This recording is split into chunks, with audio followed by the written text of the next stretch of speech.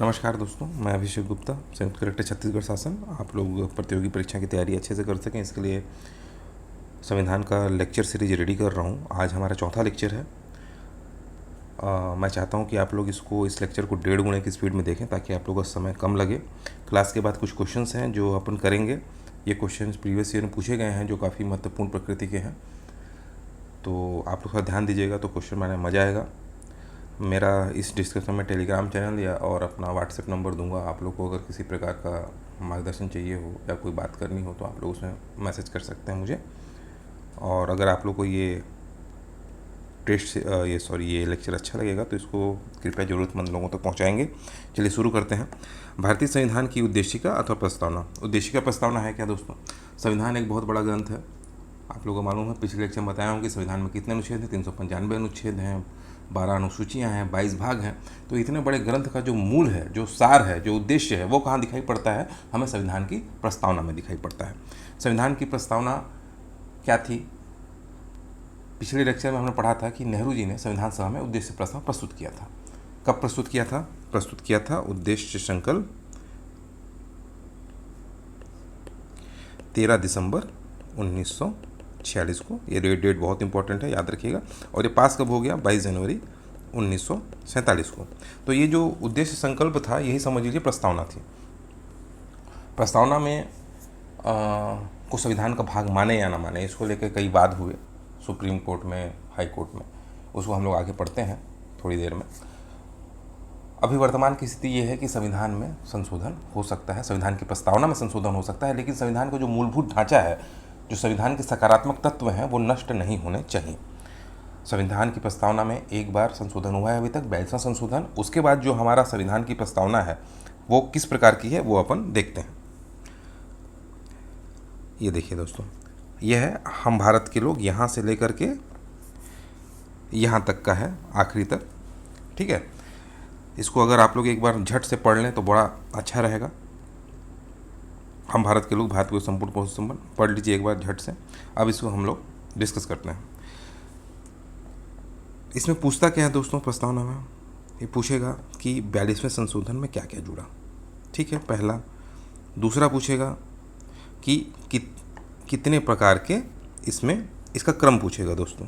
जैसे हम भारत के लोग भारत को एक संपूर्ण प्रभुत्व संपन्न समाजवादी पंथ निरपेक्ष लोकतंत्रात्मक गणराज्य बनाने के लिए जो लिखा हुआ है, इसका क्रम पूछेगा। क्रम को आप लोग को याद कर लेना है कि संपूर्ण प्रभुत्व संपन्न पहले आ रहा है, फिर समाजवादी आ रहा है, फिर पंथ निरपेक्ष आ रहा है, फिर लोकतंत्रात्मक गणराज्य आ रहा है।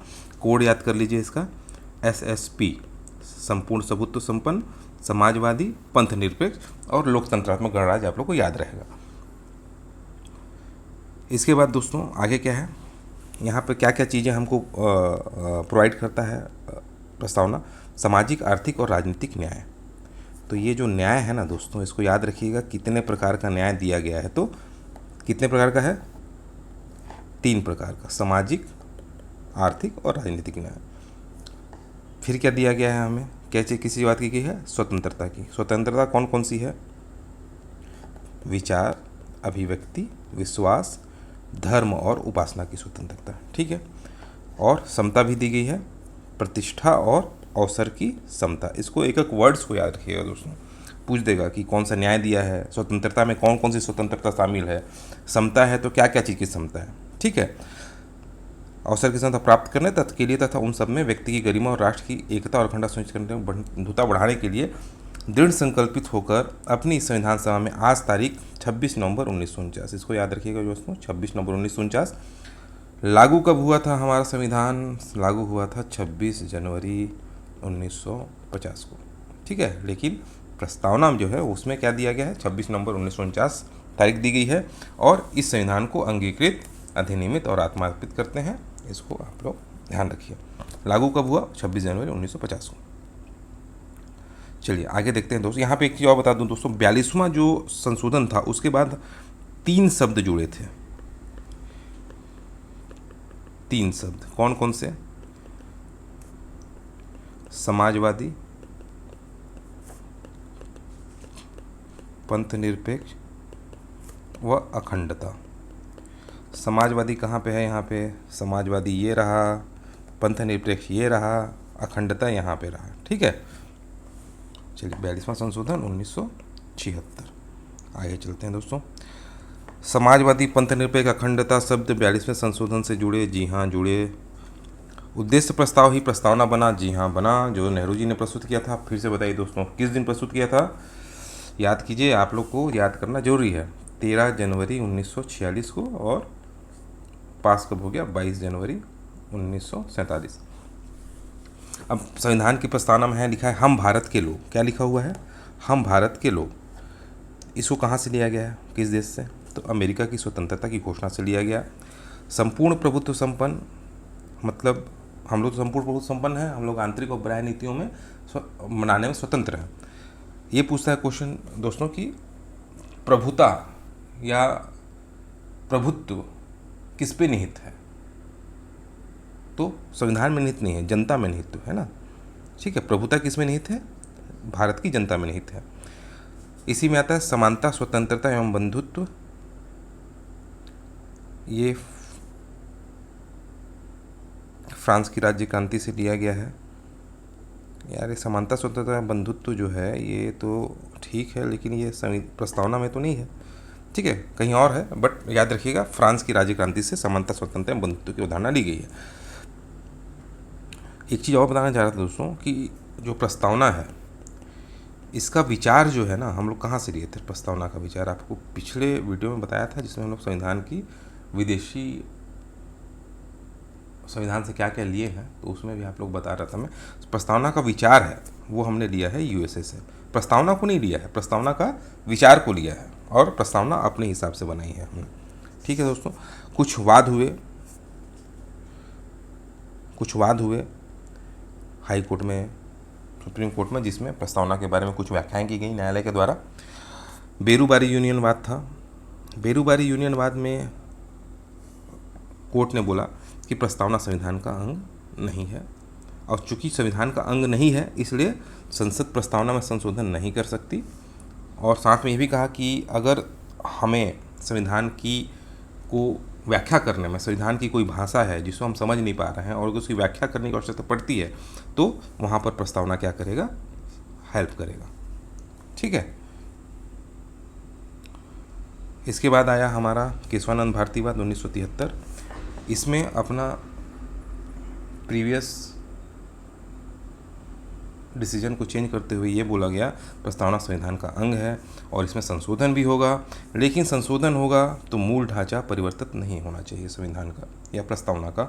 मूल ढांचे से क्या मतलब है कि जो जितनी भी सकारात्मक चीज़ें हैं संविधान में वो मूल ढांचे से संबंधित है। मतलब अभी के स्टेटस में क्या है कि हम लोग प्रस्तावना संशोधन कर सकते हैं, लेकिन कोई सकारात्मक संशोधन कर सकते हैं, नकारात्मक चीज़ें उसमें नहीं डाल सकते। मूल ढांचा का सिद्धांत जो है, जो केशवानंद भारतीवाद में मिला, कौन सा सिद्धांत? मूल ढांचा का सिद्धांत, वो लैप्स नहीं होना चाहिए अगर हम संविधान का संशोधन कर रहे हैं, प्रस्तावना का संशोधन कर रहे हैं। प्रस्तावना को न्यायालय में प्रवर्तित नहीं कराया जा सकता। न्यायालय में प्रवर्तित मतलब भैया क्या होता है, आप लोग को आगे का बता रहा हूँ मैं। मूल अधिकार जो हैं संविधान में हमको मिले हैं, अगर वो हमें प्राप्त ना होना तो हम लोग हाई कोर्ट और सुप्रीम कोर्ट जा करके बोल सकते हैं कि हमको ये अधिकार प्राप्त नहीं हो रहा है, और उसमें हम लोग वाद दायर कर सकते हैं। लेकिन प्रस्तावना की जो बातें हैं, अगर उस किसी को लगता है कि प्रस्तावना की ये बात सही नहीं हो रही है, इसके विपरीत चल रहा है, तो वो कोर्ट जा करके वाद दायर नहीं कर सकता है। मतलब न्यायालय में से प्रस्तावना को प्रवर्तित नहीं कराया जा सकता है। ठीक है, एक क्वेश्चन आएगा एकदम पेटेंट क्वेश्चन, एकदम बाबू टाइप का। क्या क्वेश्चन? संविधान की कुंजी किसे कहा गया है? प्रस्तावना को, मूल अधिकार को, मूल कर्तव्य को, ऐसे करके ऑप्शन आएगा, तो उसमें क्या करना है? प्रस्तावना को मार देना है उसका आंसर। ठीक है, प्रस्तावना के बारे में के मुंशी जी ने क्या कहा है कि संपूर्ण प्रस्तावना संप्रभु समाजवादी लोकतंत्र की जन्म कुंडली है। याद कर लीजिएगा, इसको एक बार पीएससी एग्जाम में पूछा है। ठीक है, अंबेडकर जी ने क्या बोला है? पवित्र दस्तावेज कहा है, पवित्र दस्तावेज। कुछ एडिशनल फैक्ट हैं। भारतीय राजनीतिक व्यवस्था में संविधान सर्वोच्च है, आप लोग को पहले ही बताया था। और संविधान सर्वोच्च कैसे है? क्योंकि अगर सरकार, संसद कोई भी कानून ऐसा बनाती है जो संविधान के मूल ढांचे को, संविधान के सकारात्मक तत्वों के विपरीत हो तो हाई कोर्ट और सुप्रीम कोर्ट क्या कर सकती है, उसे निरस्त कर सकती है, विधि विपरीत घोषित कर सकती है। हाई कोर्ट अनुच्छेद 226 के तहत, सुप्रीम कोर्ट अनुच्छेद 32 के तहत। मत याद कीजिए। प्रस्तावना का विचार अमेरिका के संविधान से लिया गया है, बता चुका हूँ। चलिए अब क्वेश्चन करते हैं दोस्तों।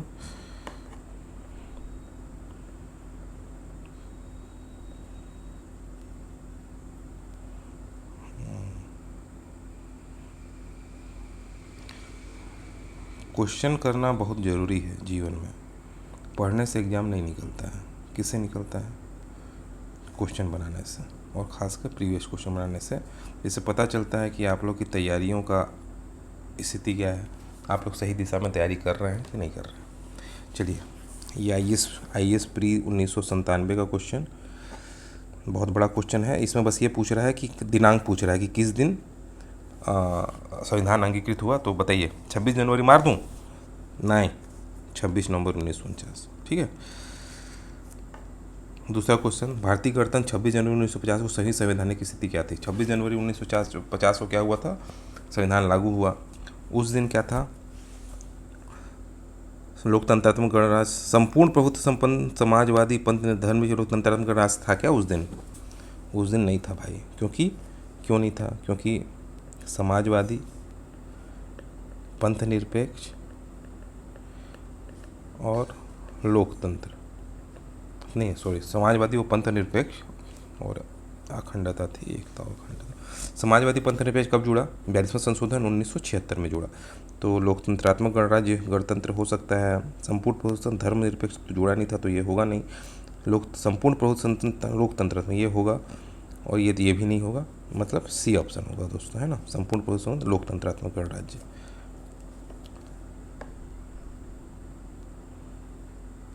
आगे है, भारत के संविधान के निर्माताओं का मत निम्नलिखित में से किसमें प्रतिबिंबित होता है? कहाँ प्रतिबिंबित होता है भैया? सब कहाँ प्रतिबिंबित हो रहा है? उद्देशिका में। ठीक है। संविधान में हमारे राष्ट्र का उल्लेख, ये दोस्तों भाग 1 का क्वेश्चन है ना, संघ और उसका राज्य क्षेत्र, जो हम लोग आगे पढ़ेंगे कल के लेक्चर में। वैसे आपको बता दूं, संविधान के अनुच्छेद 1 में क्या बोला गया है? भारत अर्थात इंडिया राज्यों का संघ होगा। ठीक है, मतलब दोनों शब्द आए हैं, भारत और इंडिया दोनों आए हैं। भारत के संविधान की प्रस्तावना में कितने प्रकार का न्याय, स्वतंत्रता, समानता एवं भ्रातृत्व का उसी क्रम में उल्लेख किया गया है ना? क्या पूछना चाह रहा है? न्याय कितना है पूछ रहा है। कितने न्याय हैं? तो 3 न्याय हैं, सामाजिक, आर्थिक और राजनीतिक। तो 3 को लीजिए, बन गया क्वेश्चन। कितने प्रकार का न्याय है? तो 3 प्रकार का न्याय है, बाकी को काटिए, कट कट कट।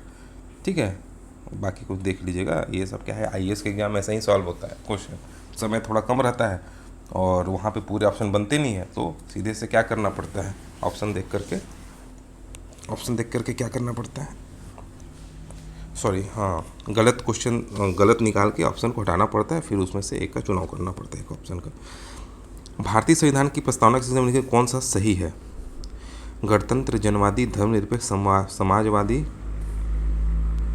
सार्वभौमिक सत्ता संपन्न। जनवादी था क्या? नहीं है जनवादी, तो जनवादी इसमें भी है, जनवादी इसमें भी, जनवादी तो मतलब जनवादी तो होगा। गणतंत्र भी है, धर्मनिरपेक्ष भी है प्रस्तावना में। गणतंत्र है क्या? हाँ, समाजवादी, लोकतंत्र को गणराज्य बनाने। समाजवादी भी है, सार्वभौम भी है। अरे दोस्तों, ये क्या पूछ रहा है ना, सिलसिले में क्रम पूछ रहा है। ठीक है, तो क्रम क्या है बताया हूँ। एसएसपी का कोड है संपूर्ण प्रभुत्व संपन्न समाजवादी। ये समाजवादी इन दोनों ऑप्शन में है, बी और संपूर्ण और डी में। संपूर्ण प्रभुत्व समाजवादी, पंथ निरपेक्ष यहाँ पे है, इसमें नहीं है। लोकतंत्रात्मक, ठीक है, यहाँ पे बिगड़ गया, बी में बिगड़ गया, इसका मतलब आंसर होगा डी। ठीक है दोस्तों, क्रम पूछा है, किस क्रम में इन शब्दों का प्रयोग हुआ है। आगे है, भारतीय संविधान की प्रस्तावना में भारत को किस रूप में घोषित किया गया है? सार्वभौम, समाजवादी, पंथनिरपेक्ष, लोकतंत्रात्मक गणराज्य, है ना, ये होगा। पंथनिरपेक्ष को ही धर्मनिरपेक्ष बोल देते हैं और संपूर्ण बहुत संपन्न को सार्वभौम बोल देते हैं। ठीक है, निम्न शब्दों पर विचारानुसार क्रम दीजिए। फिर बताया हूँ दोस्तों, एसएसपी का कोड अलाउ कीजिए। संपूर्ण बहुत समझ, समाजवादी, पंथनिरपेक्ष, लोकतंत्रात्मक गणराज्य। कौन सा 42वां संशोधन में जुड़ा? 3 शब्द जुड़ा है, जल्दी बताइए क्या क्या, बताना भाई। समाजवादी, पंथनिरपेक्ष और अखंडता, ये 3 शब्द जुड़े हैं। भारतीय संविधान की प्रस्तावना समाजवादी शब्द किस संशोधन में जोड़ा गया? तो 42वां संशोधन में जुड़ा। 42वां संशोधन में प्रस्तावना में क्या जोड़ा गया बताइए? समाजवादी, पंथनिरपेक्ष जोड़ा गया, साथ में अखंडता शब्द भी जुड़ा था। धर्मनिरपेक्ष और समाजवादी मतलब बहुत इंपॉर्टेंट है आप लोगों को 42वां संशोधन। देखिए पता चल जाता है, जो क्वेश्चन इंपॉर्टेंट होता है बहुत बार पूछता है ना। ये 5-6 बार पूछ चुका 42वां संशोधन में क्या जुड़ा। कौन सा भारत को धर्मनिरपेक्ष राज्य वर्णित करता है? तो भैया हमारा संविधान की प्रस्तावना करती है। ठीक है, इसमें 42वें संशोधन में जोड़ दिए थे हम लोग, पंथनिरपेक्ष या धर्मनिरपेक्ष शब्द अपन जोड़ दिए थे। अगला क्वेश्चन है, 1975 में भारतीय संविधान की प्रस्तावना में सम्मिलित नहीं था। 1975 में मतलब जब 42वां संशोधन लागू नहीं हुआ था। 42वां संशोधन कब लागू हुआ? 1976 में। तो उस समय क्या नहीं था? संपूर्ण प्रभुत्व, समाजवादी नहीं रहा होगा, अखंडता भी नहीं रहा होगा, क्योंकि 3 शब्द जुड़े थे ना, संपूर्ण प्रभुत्व संपन्न, समाजवादी, पंथ, सॉरी ये दूसरा बता, कौन कौन से जुड़े थे 3 शब्द? समाजवादी, पंथनिरपेक्ष और अखंडता शब्द। संविधान की उद्देशिका के संबंध में कथनों पर विचार करिए और नीचे दिए कूट की सहायता से कौन सही है बताइए। तो पढ़ लीजिए और स्टॉप करके। पंडित नेहरू द्वारा प्रस्तुत ऑब्जेक्टिव प्रस्ताव अंततोगत्वा उद्देशिका बना, बिल्कुल सही। कब लागू हुआ था और कब प्रस्तुत हुआ था, डेट याद होना चाहिए आप लोगों को। इसकी प्रकृति न्याय योग्य नहीं है, बिल्कुल सही बात है। इसके लिए हम लोग कोर्ट में नहीं जा सकते। इसका संशोधन नहीं किया जा सकता, बिल्कुल गलत बात है भाई। संशोधन किया जा सकता है बशर्ते उसका मूल ढांचा प्रभावित ना हो। संविधान के विशिष्ट प्रावधानों को यह रद्द नहीं कर सकता, सही बात है। कुछ विशिष्ट प्रावधान है, उसको कैसे रद्द कर सकता है? मूलभूत ढांचे का सिद्धांत क्या हो जाएगा? फेल हो जाएगा। तो आंसर क्या होगा? 1 और 2। भारतीय संविधान की उद्देशिका में संशोधन कब किया गया है दोस्तों? बताया हूँ, जल्दी बताइए। 42वां संशोधन, ठीक है, 1976। क्या किया गया था? 3 शब्द जोड़े गए थे, है ना। समाजवादी शब्द कब जोड़ा गया? 42वां संशोधन। समाजवादी शब्द कब जोड़ा गया? 42वां संशोधन 26 नवंबर 1900 को अंगीकृत भारतीय संविधान की प्रस्तावना में सम्मिलित नहीं थे। क्या क्या सम्मिलित नहीं था दोस्तों? क्या क्या सम्मिलित नहीं था बताइए? समाजवादी था क्या? नहीं था। पंथनिरपेक्ष था क्या? नहीं था। लोकतंत्रात्मक तो था, गणराज्य भी था, अखंडता नहीं था। ठीक है, सब तीनों शब्द कब जुड़ा? 42वां संशोधन 1976। समाजवादी तथा पंथनिरपेक्ष संविधान की प्रस्तावना में सम्मिलित किया गया, मालूम है आप लोग को। 42वां संशोधन। पंथनिरपेक्ष शब्द कब जोड़ा गया? 42वां संशोधन। संविधान के आमुख का लक्ष्य उनके सभी नागरिकों को सुनिश्चित करना है। सामाजिक तथा आमुख मतलब हमारे प्रस्तावना को ही बोल रहे हैं दोस्तों। सामाजिक तथा आर्थिक न्याय बिल्कुल, विचार अभिव्यक्ति की स्वतंत्रता भी बिल्कुल है। सामाजिक, आर्थिक और राजनीतिक न्याय, तीनों न्याय है। विचार, अभिव्यक्ति, विश्वास, धर्म और उपासना की स्वतंत्रता है। अवसर की समानता भी है, प्रतिष्ठा और अवसर की समानता है, व्यक्ति की प्रतिष्ठा भी है। तो सभी चारों। भारत में लौकिक सार्वभौमिकता है क्योंकि संविधान की प्रस्तावना आरंभ होती है। लौकिक मतलब सभी को सार्वभौमिकता है क्योंकि संविधान की प्रस्तावना प्रारंभ होती है प्रजातांत्रिक भारत शब्दों से, जनता की जनतंत्र, हम भारत के लोग शब्दों से। ये होना चाहिए डी। हम भारत के लोग शब्दों को भारतीय संविधान में कहाँ किया गया है? कहाँ किया गया भाई बताइए? प्रस्तावना में किया गया है। सभी व्यक्ति पूर्णतः और समान रूप से मानव है, यह सिद्धांत जाना जाता है। सभी व्यक्ति पूर्णतः और समान रूप से मानव है, यह सिद्धांत माना। छत्तीसगढ़ पीएससी में पूछा है भैया, प्री 2011 में। ठीक है, ये क्वेश्चन में बड़ा हम लोगों को कन्फ्यूजन हुआ था, ये मैं दिया था इसी एग्ज़ाम के थ्रू, हम लोग मैं डिप्टी कलेक्टर बना था, इसमें कन्फ्यूजन हुआ था हम लोग को कि क्या होगा करके, क्योंकि हम लोग पढ़े नहीं थे ये वाला ऐसा क्वेश्चन। सभी व्यक्ति पूर्णतः और समान रूप से मानव हैं, ये क्या होगा? समष्टिवाद क्या होगा? समाजवाद, सार्वभौमिकता, अंतःक्रियावाद, पता नहीं क्या होगा दोस्तों, देखते हैं इसका आंसर क्या है। सभी व्यक्ति, यह सिद्धांत सार्वभौमिकता के नाम से जाना था, सार्वभौमिकतावाद। ये जो क्वेश्चन पूछे हैं ना दोस्तों, ऐसे क्वेश्चन में आपको दिग्भ्रमित नहीं होना है, ये सब क्वेश्चन का आंसर कहीं आपको मिलता ही नहीं है। ये सब क्वेश्चन कहीं ऐसी जगह से उठाए जाते हैं पीएससी के द्वारा जिसके लिए कुछ स्टैंडर्ड बुक्स नहीं है।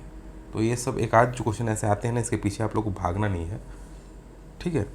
भारत के संदर्भ में निम्न में से कौन धर्मनिरपेक्ष शब्द का सही व्यक्त करता है? धर्मनिरपेक्ष शब्द को, इसका आंसर होगा दोस्तों, भारत में अनेक धर्म है, ये नहीं है। भारत में राज्य का कोई धर्म नहीं है, ये इसका सही आंसर होगा।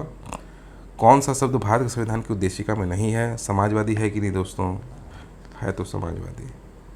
हाँ, पंथ निरपेक्ष है कि नहीं है? प्रभुता संपन्न भी है। लोक कल्याण है क्या? नहीं है। भारतीय संविधान की प्रस्तावना की स्वतंत्रता का वर्णन नहीं है, वर्णन नहीं है। विचार की स्वतंत्रता है क्या? विचार और अभिव्यक्ति की स्वतंत्रता है, विचार प्रकट करने के लिए। विश्वास की स्वतंत्रता, प्रतिष्ठा और अवसर की समानता, और विश्वास की स्वतंत्रता भी है, आर्थिक स्वतंत्रता नहीं है, है ना। संविधान की प्रस्तावना में उल्लेखित नहीं है, 3 ही न्याय है दोस्तों, सामाजिक न्याय है, आर्थिक है, राजनीतिक न्याय है, धार्मिक न्याय नहीं है। संविधान की प्रस्तावना के बारे में कौन सा कथन सही है? समाजवादी धर्म से शब्द 1950 में लागू, संविधान के अंग नहीं थे, बिल्कुल सही बात है। कब अंग बने? 1976, 42वां संशोधन। 77 के संशोधन में जोड़े गए, गलत बात है। 85 के संशोधन में जोड़ने से उस संविधान की प्रस्तावना के अंग नहीं है,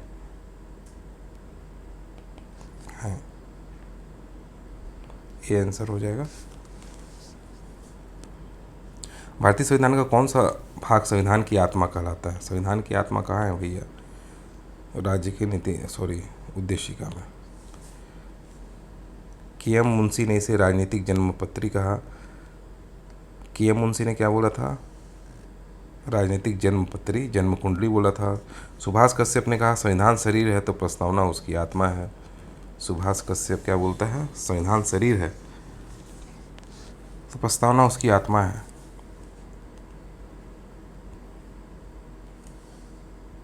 अंबेडकर ने संवैधानिक उपचारों को संविधान की आत्मा और हृदय कहा है, ठीक है। संवैधानिक उपचारों को कहा है, प्रस्तावना को क्या कहा है? पढ़े थे हम लोग। प्रस्तावना को उन्होंने बोला है, क्या बोला है भाई, एक बार देखिएगा। दर्पण बोला है, उद्देश्य क्या बोला है, ठीक है, थोड़ा सा दिमाग से मेरे भी हट जा रहा है। संविधान को एक पवित्र दस्तावेज, हाँ पवित्र दस्तावेज बोला है अम्बेडकर ने, ठीक है, पवित्र दस्तावेज। और संवैधानिक उपचार के अधिकार को क्या बोला है बी आर अम्बेडकर ने? आत्मा है, संवैधानिक उपचारों का अधिकार। ये बाद में पढ़ेंगे अपन, संवैधानिक उपचारों का अधिकार। किस बात के फैसले में सर्वोच्च न्यायालय सर्वप्रथम ने घोषित किया कि उसका की उद्देशिका संविधान का अंग नहीं है? बड़ा बताया हूँ दोस्तों, बताइए। बेरूबाड़ी यूनियन बाद में, ठीक है। किस बात में उच्चतम न्यायालय ने धारणा प्रस्तुत की कि उद्देशिका संविधान का भाग है? केशवानंद भारतीवाद। अच्छा, केशवानंद भारतीवाद नहीं है तो बम्बई बनाम यूनियन ऑफ इंडिया वाद, ठीक है। उच्चतम न्यायालय ने कहा कि उद्देशिका संविधान का अभिन्न अंग है। बाद में केशवानंद भारती बनाम केरल राज्य में ही मामले अधिकार से संविधान का भाग माना था। एक चीज़ आपको याद करने का मिलेगा, बम्बई बनाम यूनियन ऑफ इंडिया में भी क्या बोला था? संविधान उद्देशिका संविधान का भाग है। निम्नलिखित विवादों में से किसमें सर्वोच्च न्यायालय ने प्रस्तावना को भारतीय संविधान की मौलिक संरचना का भाग मौलिक संरचना का सिद्धांत किसने दिया था दोस्तों? कौन से वाद में? बहुत इंपॉर्टेंट है, मौलिक ढांचे का सिद्धांत, केशवानंद भारतीवाद। भारतीय संविधान की प्रस्तावना में जिन आदर्शों और उद्देश्यों की रूपरेखा दी गई है उसकी व्याख्या की गई है मूल अधिकारों में, राजनीतिक मूल अधिकार, राजनीतिक कर्तव्यों के संविधान के पाठ में। ये सब मिल करके बनता है दोस्तों। जितना भी उद्देश्य बताए गए हैं वो संविधान के विभिन्न भागों में उसका क्या मिलता है? रूपरेखा मिलता है। देखिए, कौन सा एक भारतीय संविधान के उद्देश्यों को प्रतिबिंबित करता है। भारतीय संविधान के उद्देश्य को कौन प्रतिबिंबित करता है दोस्तों, बताइए। मौलिक अधिकार करता है क्या? संविधान की प्रस्तावना करता है, ठीक है।